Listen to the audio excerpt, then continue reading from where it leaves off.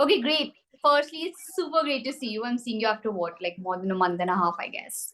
Yes, So, yes. thank you for agreeing to this. I've been just wrapping up a lot of interviews and talking to different people from our industry, sports industry. And we did our first tournament today, my brand. Yeah, it was an inter-school football tournament. I'll send you the links. I'm very, very Uh-huh. happy about it. Yes. Great. Yes. So tell me, Marco, about yourself. Tell me, about your professional journey. How did you get into sports? Well, it's a mix of how do you say, of luck, but at the same time of readiness. I was probably ready when the opportunity came. So luck because well, it started with bad luck actually because I was working in London in a hotel and I got injured. So after 9 days, they couldn't tell me what I had exactly. And so I came back to Italy. I During the weekend I visited a friend in Torino, and that weekend basically changed my life because I basically I was indicated by someone who I met that weekend for a position for the upcoming Winter Olympic Games in Torino. So back we were talking about 2005. So that's how everything started. 2 weeks later, basically, I moved from London to Torino to start my first sport event job, which was the Winter Olympic Games. And I was hired by an American company that is specialized in what is called in the Olympic world as event services. So basically, the planning and operations of all spectator related services, which is done through volunteers, is welcoming the spectators, meet and greet, and giving them the right information, how to reach their seat, and so on. But overall, is the integration of all the spectator related services, making sure that security has enough staff at the right place at the right time, that F&B concessions are enough, that there's enough space for queue, and so on. So a lot of work, which basically I felt in love with because of the relations with the volunteers, which is amazing. It's amazing to manage people who give their time basically for free, and no matter how much you pay them back, they will always give you more than what you give them, which is one of the things that I love the most of that experience. And from that, I just wanted to do that in my life, basically. And I was lucky enough to have another opportunity in Doha for the Asian Games 2006. So again, event services in those games were called spectator services, and there's a reason why. Basically, it goes in the Olympic world where everything started. There's way much more a, a greater culture of fan engagement and fan experience. So the fan is really, the spectators are really taken care of. And in every other sport event, it started later. And while event services, it also includes aspects of security like access control. So the volunteers do check the accreditation and the changing of the zones. So will not allow spectators to go in the back of house and these kind of things. In every other event, this doesn't happen. And now that I'm involved in the Olympic Games 2024, not in the event services side, but I know what is going on. Basically, this is changing also in the Olympics because security is a proper job, and volunteers cannot perform a job, no, so that can be paid. So that's how everything started, and because probably I did a very good job in Torino, that company gave me other opportunities and sent me in Rio after the Asian Games for the Pan American Games as a consultant and responsible for training. So I was responsible for training the staff and the volunteers of the spectator service area. The spectator services is the biggest functional area within an organizing committee. So it's a responsibility of the organizing committee of a game, of a FIFA World Cup, to deliver such service. And to give you an idea about numbers, in a Winter Olympics, we're talking about 15,000 volunteers.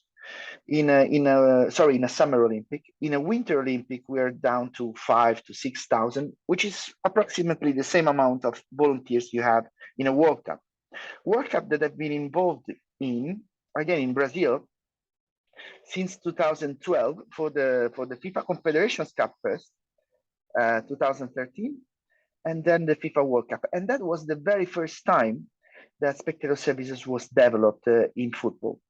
So again, I was lucky, but I was ready for the opportunity because I had all the experience, gained also then other Olympic games such as Vancouver, London, and other sport events. Basically, I developed the concept for a FIFA World Cup, which after that World Cup in Brazil became a standard for the future FIFA World Cups, senior World Cups, so men's World Cup, to be honest. And after consulting Russia for the organizing committee, I've also worked in that World Cup, but in another aspect, the hospitality for hospitality programs. Basically, FIFA called me and asked me to kick off the department in-house. So I've been working for 2 years between 2019 and 2021 in FIFA and expanded the concept to FIFA Club World Cup and FIFA Women's World Cup. So this is now a requirement also in those events. And basically, long story short, everything happened because of an injury, but I basically felt in love with that job. I developed my own what I call the Fan Centric Vision, and because if you wanna do a good job in the events world, you need to anticipate rather than react to problems. And then problem solving it might be a quality, but the real quality in this business is to anticipate the problems, so that basically you're ready to what is unexpected, because there will always be unexpected aspects that you have to take care of. And it's the great thing of working with people, both from the staff side and both from the client side, because spectators are very creative in many ways. So you have to deal with things that you wouldn't expect. And so that's basically the journey that I went through. That's a super journey, Marco. And before I move to your Paris 2024 role, I would just like to ask you: is there any formal education you took around event management, hospitality, or like a formal degree in this field? The answer is no, yes and no, but basically no. I'm graduated in political science, in geopolitics, and which has so that's the yes also, which has something to do no with these mega events. They move around the world also based on the economical social factors that are basically the economic and social situation of a country will also affect their capacity to host an event, and will be part of the how you say the evaluation of the bid, right, from the IOC or from a FIFA perspective. So but I don't have, because basically it didn't exist. I graduated in 1997. I started my journey at university. At that time, there was no sport event management at all. And one of the things nowadays, I do teach in sport event manager master degrees, and what I keep saying I always start my courses with a message that basically the audience, the class, knows more than me on on a theory level, because the theory is actually getting shaped nowadays. So sport event management, I keep saying, doesn't really exist. It's a white canvas that is being written or being painted, you know, nowadays. We tend to give for granted that this was always there, but was not. The IOC first Olympic Games, where they developed a transfer of knowledge program, was Sydney 2000. So by the time these became, let's say, consistent, you see, I got involved in 2006. Probably is in 2006 for Winter Olympics, 2010 again Vancouver, and London did an amazing job on that as well. So it's pretty recent. I wouldn't give more than a decade years old, 10 years old to sport management in proper sense. Talking about sport events, so this became a profession because before you it was pretty aleatory.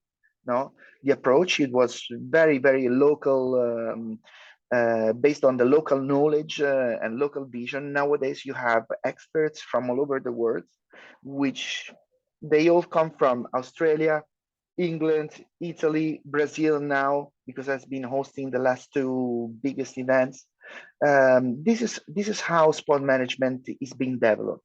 But on one side, all those people that are involved in delivering and they run an event after the other, they don't have the time to stop and think and re-elaborate what they've delivered, and neither to talk about it because they're working on the next event. And when you work an event, the pace is very fast. So the COVID, in this sense, has helped the development of some literature in this sense. Actually, I wanted to ask you because events industry, now that everything's opened up, but there is obviously still in a back of our minds, what if COVID comes back again, makes a comeback. So, and you are in the center stage, amidst the preparation of a very big tournament. So, what are all the precautions you guys are taking? Because I mean, 2024 is still far, and let's hope it doesn't crop up again. But as a precautionary measure, I'm sure there must be things in place already. Oh, yes. About Paris 2024, to be honest, the approach is pretty optimistic, let's say. So there's not much discussion about precaution related to another pandemic happening. Also because, if a pandemic, if the COVID explodes again, then we probably the result would be, as per Tokyo, an Olympic Games without spectators.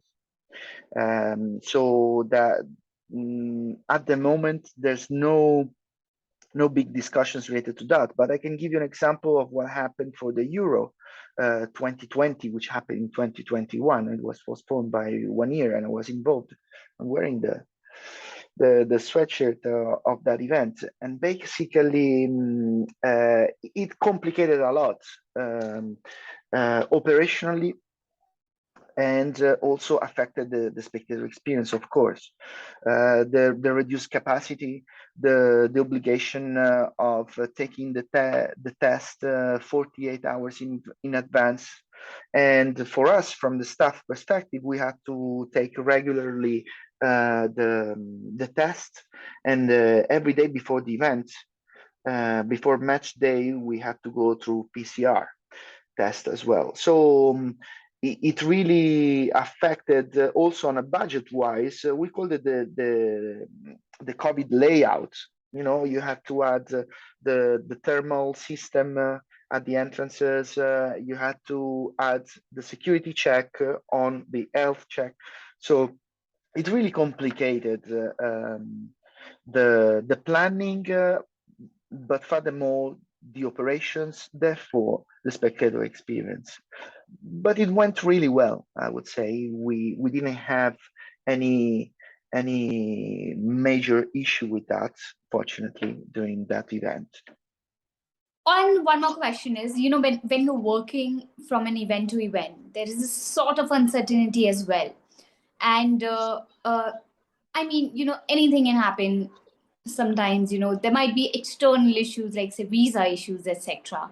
Because I've had a lot of friends facing the same in different parts of the world when it comes to a sporting event. So how do you manage that? How do you manage to, have that stability working in the sports event industry? So, talking about the visa, that's a very good point. Also, from a staff perspective, consider I've been working in other continents. So, working in Europe is pretty easy. The European Union makes it easy, let's say. But when you go farther, for example, in Brazil, I can give you an example. I was contacted in February 2011. By the time I got the visa, it was December 2012, because it's a working visa and it's way much complicated to go through the process. So usually nowadays, when a country is being appointed for a World Cup or for an Olympic Games, first thing they facilitate the working visa for the staff nowadays. So that process, for example, it totally changed between the World Cup and the Olympics in Brazil, just 2 years that were hosted just 2 years later. It was pretty an easy process for the Olympics. From a spectator perspective, also that the tendency, let's say, in the World Cup, let's take this as an example. It started with Russia, which was, and nowadays, without talking about nowadays situation, was quite a closed country, not really a touristic country, and it didn't have many countries. I remember also from Italy, I had to do a visa as a tourist, no, which takes 3 days and it has some cost. But for the World Cup, uh, when you apply for, or you get a ticket, you buy a ticket, then you would apply for a fan ID. That fan ID would serve as a visa for the period of the tournament. Now Qatar is applying the same concept. There's the Haya card in Qatar that all the fans must apply to once they plan their trip to Qatar, and that will work as a visa. Another on the Olympic side, then for the athletes, imagine the amount of athletes involved from all over the world. The application to the accreditation works as a visa as well, because there's a background check that you go through. So they check all your if you have problems with justice, or if you had problems with justice, and so on.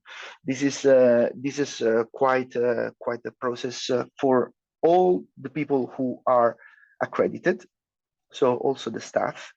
But the staff gets the accreditation only during the event, so that's all the burden you have to go through before for your working visa. And while for the athletes, that's simplified through the accreditation, which is actually basically the passport for an event such an Olympic game.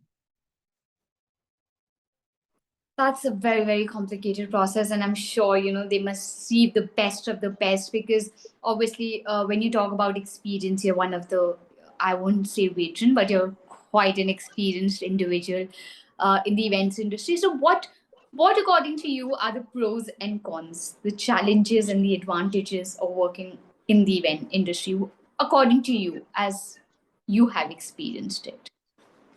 Well, let's start from the positive, from the advantages. I I believe that having the opportunity to actually travel the world and live in a country, because depending on the project, you might spend a few weeks if you're hired against time, or a few months, or a few years. Like in this case, I'm here in Paris for 2 years. Then you have the opportunity to actually experience the culture, learn the language, as it happened for me in Brazil. Um, and now in France, I was fluent in French, not anymore because I didn't practice for many years. So getting to know the language, the culture, the food, the people, the hospitality of the people, I mean, that's the amazing part for me. I've always, since I was a kid, I always wanted to travel for work. And I ended up doing this, and it's just beyond my dreams, probably. Um, Another, well, a positive aspect of working, having to deal with the spectator fan experience, for example, which is because depending on the functional area you work in, you will have a certain perspective of the event, no? But having to work with the spectators gives you the 360 degrees perspective, because you have to gather all the information about what is going on in a competition venue or in a stadium. So you have to know about F&B, you have to know about accreditation, you have to know about medical security, transportation. You have to gather all those information and basically find the easiest way to communicate that to the spectator in the right moment and the right place. It might be through the spectator guide, through the website, or during the event at a corner or a decision point where the flow is passing by. So that is the advantage and the pros of working with spectators. And with events, together with the culture, it is being part, because we're talking about mega events, as being part of historical events. These events do make history. They are innovative in many, many ways. If we think that the first satellite broadcasted uh, event was the final of the World Cup in England, '68, rather than even I always use this example. Even the introduction of pictograms. This is something that no one thinks about, but that's innovation in terms of language. It's a universal language. Well, that was invented by the Japanese in the Olympics in the '60s, the previous Tokyo Olympic Games, because of the language barrier they had. So this is, I think, is the advantage, is being part of an historical event that everyone talks about, that everyone will talk about for future generations. Well, if we look back and think about that match or that particular performance, and you were at the stadium, actually, you were part Part of of the the organization. Yeah, and you made it happen. The spectators enjoyed, for example, the arrival of Bolt at the 100 meters, because you know how much your volunteers and your staff have suffered to make it happen, to ensure that everyone had a positive experience. And then the challenges, of course, are related to that. The challenges are related to the fact that you have to move. I'm an expert in moving from a country to another. You cannot be so attached to material things, because you're going to leave it behind unless you want to pay a lot of money to move all your stuff. Um, Sorry, another advantage related to that is the people, getting to know the people from all over the world, and basically being influenced from so many cultures, that makes you a real citizen of the world. That is something that I would highlight. Um, while other challenges, I think a lot about my work when I do take care of the spectator experience is, first of all, starting from scratch every time. No matter you are, you told me you're an expert. I consider myself a fan of, rather than an expert of. But you're called in as an expert because you have the experience. But still, you have to start from scratch. You have to build the relations. You have to build the trust of the team, because it's in another language, in another culture. They think, because the team, sometimes the organizing committee, of course, is made of people that comes from the federation, from other events, and they think they know. The reality is that they don't know. as much as I don't, because every Olympic game is different, but the magnitude of such an event is really, really the huge challenge that everyone has to face. And another thing that I always bring it on the table, that I always suffer actually, is the fact that everyone in the room when you have a meeting, consider you have a venue meeting, so you have the responsible of broadcasters, responsible of the protocol, VIPs, responsible hospitality, transportation, etc. Everyone is considered a subject matter expert. Might be their first game or the first event, they're the subject matter expert. And no one would argue with them if they request something or if they propose something, because they know what they're doing, you suppose.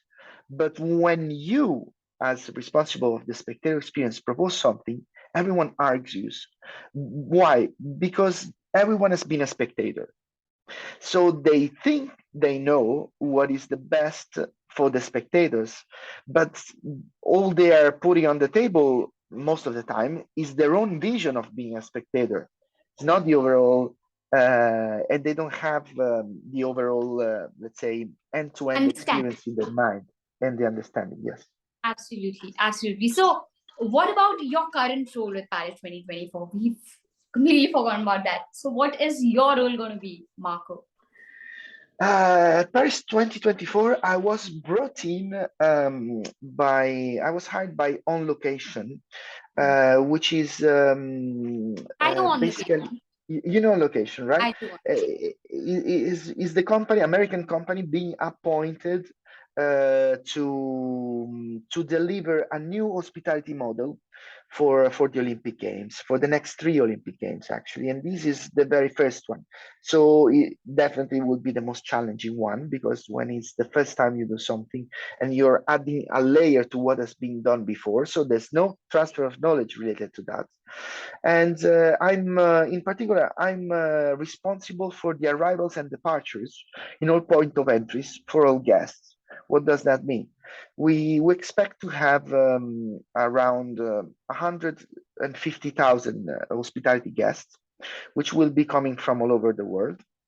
They will buy the packages and they will land or arrive by train, because Paris is also within Europe, has is very well Brilliant. connected by trains. Eurostar goes to London, Brussels, Amsterdam, Dusseldorf, so uh, Germany, Belgium, England, and from all over France, of course. Italy is not far away. Spain as well, Barcelona.